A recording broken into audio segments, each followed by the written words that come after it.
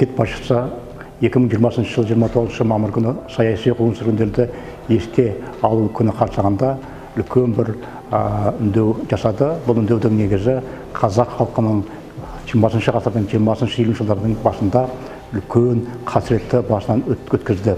Осы жылдары қазақ халқы 100 мыңнан астам адам қудалауға ұшыраған болатын.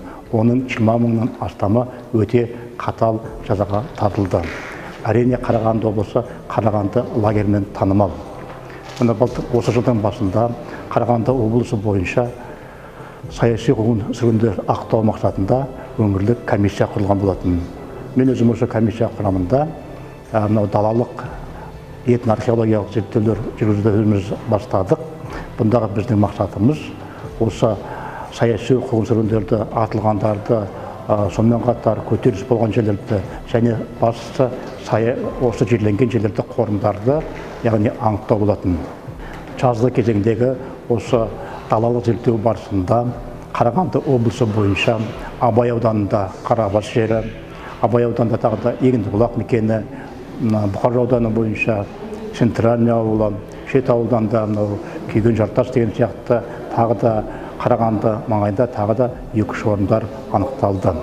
Қазіргі кезеңде Қарағанды облыстық мәдениет басқармасы, соның жанындағы тарихи мәдени мұраны сақтау орталығы осы жерлерге, яғни құлпытастар, белгі тастар қойды. Енді жалпы алып қоятын болсақ, мұндағы Бұқар ауданындағы әрине ең үлкені Центральный қорымы, мұнда негізі 1000-нан артық адам жерленуі мүмкін. Өтелген қорым, Қарабас қорымы, содан кейінгі кезеңде анықталған Доскей ауыл маңайында анықталған аштықтан қайтыс болған адамдарды анықталды. Қазір бұл жерде де негізі құлпытас қойылады. Енді қазір сонымен қатар мен өзім осы қайта ақтауға байланысты мынау 5-ші каналы бойынша 5 хабар өткізілді. Бұл Алаштың ардақтылары Әлихан Бөкейхан, Әлімхан Ермеков, Жақып Ақбаев сияқты адамдарға, ірі тұлғаларға арнайы хабар өткізілді. Содан кейін облыстық ішкі саясат басқармасының арнайы тапсырмасы бойынша Қазақ радиосымен бірлесе отырып, Қазақ радиосынан осы үлкен алаш тұлғалар жөнінде 5 хабар, радио хабар жүргізілді. Сонымен қатар орталық газетке 2 мақала шықты. Мінекей қазіргі кезеңде атқарылған жұмыс осы. Президенттің жарлығына сәйкес 1 жылдан астам уақыт бойы елімізде саяси қуғын-сүргін құрбандарын толық ақтау бойынша мемлекеттік және өңірлік комиссия жұмыс істеп келеді. Тарихи әділеттілікті қалпына келтіру бойынша осы маңызды жұмысқа И.А. Бөкетов атындағы Қарағанды мемлекеттік университетінің ғалымдары, Қазақстан халқы ассамблеясының сарапшылары тартылды. Қазақстанға жер аударылған халықтардың тағдыры бұл сан алуан түрді. Әр ұлттың өзінің қоныстанушыларының 100-ден астам жеке істері бар. Осы санаттағы жеке істердің жалпы саны облыста 60 мыңнан асады екен. Әр іс әрине бір адамның тағдыры. Бұл адамдар көп деген моральдық және физикалық зардап шекті. Олардың басым бөлігі қаза тапты. Бірақ қандай да ащы шындық болмасын, халықтарды жер аудару туралы ақиқатты қалпына келтіру қажет. Яғни бұл біздің тарихшылардың қолындағы міндет. Біз өзіміздің жұмысымызды осы Қарағанды архивінде, Қарағанды облыстық архивінде жұмыс істеп жатырмыз. Осы өңірлерде алып отырған әрбір істің, әрбір халықтың тағдыры үлкен, ауыр. Әр істі оқып отырып, яғни өзіміз сол замандағы халықтың ауыр тағдырына, ауыр өміріне барып қайтқандай болдық. Яғни бұл президенттің айтқан жарлығы бойынша бұл еліміздегі саяси қуғын-сүргін құрбандарын толық ақтау бойынша жұмысты тыңғылықты істеу қажет дейміз. Яғни бұны істеп келе жатырмыз. Бүгін біздің бастайын деп отқан тақырыбымыз бұл өңірлік комиссия жұмысы туралы. Биылдан бастап мынау саяси қуғын-сүргін құрбандарын ақтау мәселесі бойынша жергілікті жерлерде өңірлік комиссия және жұмыс топтары құрылған болатын. Біздің жұмыс тобымыз мынау 1928 жылдан басталған ірі байларды, орта шаруаларды, кулактарды конфискелеу бойынша қуғын-сүргінге ұшыраған, саясаттың сол тоталитарлық жүйенің құрбанына айналған азаматтарды анықтап, адамдарды анықтап, сол кездегі солардың тізімін жасап, соларды ақтау мәселесі болып отыр. Бұл енді үлкен жұмыс. Бір ғана республика көлемінде мемлекеттік комиссия жұмыс істеп жатыр. Осы Кампеске мәселесіне байланысты. Бұл республикалық комиссия мүшелерінің есептеу бойынша республика көлемінде 10 мыңнан астам адамдар осындай саясаттың құрбанына айналып отыр. Біз енді жергілікті жерде Қарағанды облысы көлемінде, Қарағанды аумағы бойынша Кампескеге ұшыраған тұлғалардың тізімін жасақтап жатырмыз. Мысалы, біз бір ғана Қостанай архивінен 50-ге жуық адамдардың, жер аударылған адамдардың тізімін тауып отырмыз. Сонымен қатар, мынау Қарқаралы аудандық архивінен 15 адамның тізімі анықталып отыр. Және бұл тізімдер әлі де толықтырылады. Осы уақытқа дейін әрине ақталғаны да бар, бірақ ақталмағаны одан да көп. Бұл біздің ізденістеріміз бірінші әрине архивтермен байланысты. Біз осы Қарағанды облыстық мемлекеттік мұрағатынан осындай репрессияға ұшыраған, қуғын-сүргінге ұшыраған, жер аударылған адамдарды іздеп тауып жатырмыз. Енді бұл жұмыс аудандық архивтермен де тікелей байланысты. Қазір Жезқазған қаласындағы бұрынғы Асан Қайғы деп аталатын, қазір Жаңарқа деп аталатын аудан бойынша, Қарсақбай ауданы бойынша, қазіргі Ұлытау ауданы. Осы архивтерден, біз жергілікті архивтерден де Кампескеге ұшыраған адамдардың тізімін анықтау үстіндеміз. Енді бұл жұмыс әрі қарата өзінің жалғасын табады. Бұл жұмысты толықтыру үшін біз әлеуметтік сауалнама өткіздік. Бірінші кезекте жастардың көмегіне жүгіндік.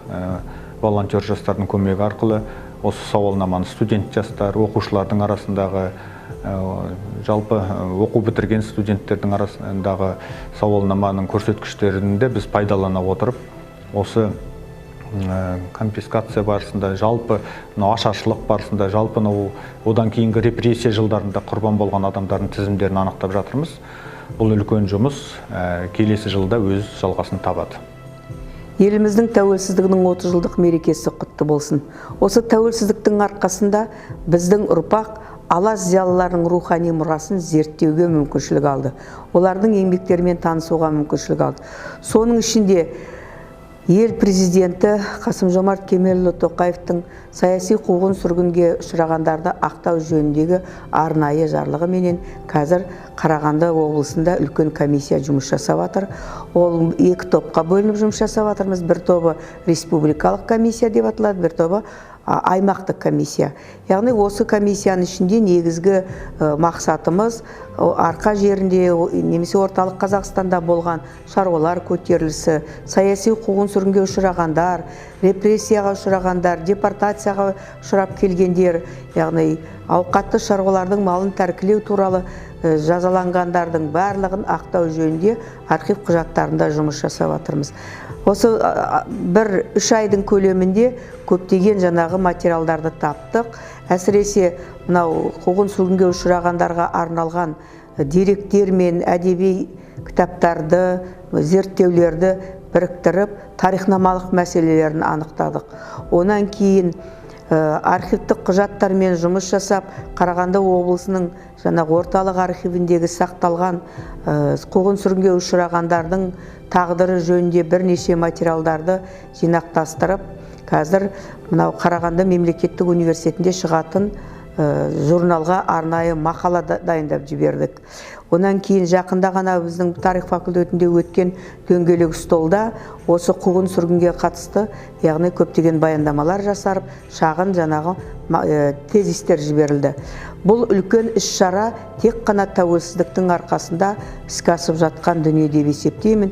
Өйткені сонау 90-шы жылдардың басында елбасының жарлығымен де бұл мәселе қаралған болатын. Сөйтіп, алғаш рет саяси қуғын-сүргінге ұшырағандарды ақтау процесі болған. Ендігі қазір қазіргі мынау 2020-21 жылдарда бұл процестің екінші жаңағы жалғасы басталды. Үлкен жұмыстар жүргізіліп жатыр, яғни комиссияға жаңағы акимат тарапынан, облыстық акимат тарапынан үлкен қолдау көрсетілді, арнайы жаңағы материалдық жаңағы ынталандыру мәселесі де шешіліп жатыр. Бірнеше рет Абзал Нүкеновичтің басқаруменен бірнеше рет отырыстар болды. Ол отырыстарда қайда жұмыс істейміз, қалай жұмыс істейміз, қандай бағытта жұмыс істейміз деген мәселелерді анықтап алдық. Достық үйінде арнайы орталық ашылды, арнайы телефонменен техникалық құралдармен жабдықталып, сол жинаған материалдарымызды сол жерде ақылдаса біріктеп жұмыс жасап жатырмыз. Бірнеше республикалық жаңағы жиналыстарға қатыстық. Өзіміздің аймақта жасап жатқан жұмыстар туралы анықтамалар бердік, баяндамалар жасадық. Қорыта айтқанда, тәуелсіздігіміздің 30 жылдығының қарсаңында орталық Қазақстанда, яғни өзіміздің ұлтымыздың тарихындағы қиын қыстау кездері жөнінде жаңадан зерттеу жұмыстары басталды. Біз бұны тәуелсіздігіміздің жемісі деп санаймыз. Тәуелсіздік мерекесі құтты болсын. Қарағанды өңірлік комиссиясының мүшесі ретінде негізгі біздің зерттеу тақырыбымыз қаһармандар болатын. Сол қаһармандарға келетін болсақ, кеңестік кезеңде Алаштың идеясын ту еткен, Қарағанды өңірінен шыққан Бүркіт Ысқақұлы деген сияқты ағаларымыз және Бүркіт Ысқақұлы есеп елін сүйген ерлер партиясы жастардың астыртын саяси ұйымын құрды. Сол ұйымда мүшесінде болған Махмет Темірұлы, одан кейін Айтбай Нәрешұлы, Рамазан Нәрешұлдары деген сияқты көптеген тұлғаларымыз бар Қарағанды өңірлерінен шыққан.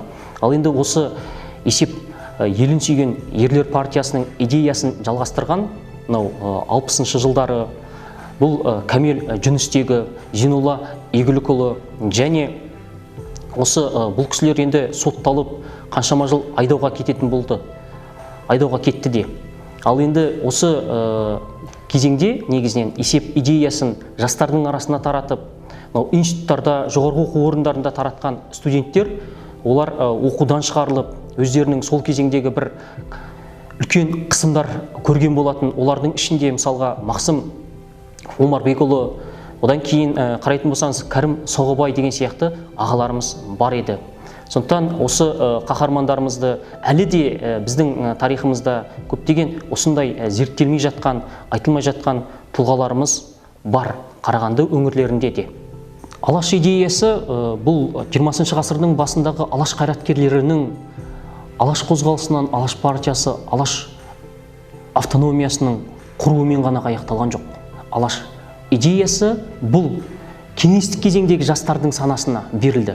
Ал сол кеңестік кезеңдегі жастар есеп елін сүйген ерлер партиясы, Жас Қазақ, Жас Тұлпар, Сарыарқа деген сияқты ұйымдар құрып, біздегі желтоқсан көтерілісін алып келді. Бұл біздегі тәуелсіздік идеясы болатын. Сондықтан да қазіргі таңда осы тәуелсіздік идеясымен жетіп, біз осы желтоқсан көтерілісі 15 одақтас мемлекетті ыдыратып тәуелсіздікке жеткен болатынбыз. Міне біздің Алаштың идеясының, осы 20 ғасырдың басындағы Алаш қайраткерлерінің идеясы сол 20 ғасырдың аяғында тәуелсіздікке бізді жеткізген болатын. Осындай тарихи сабақтастық барысында.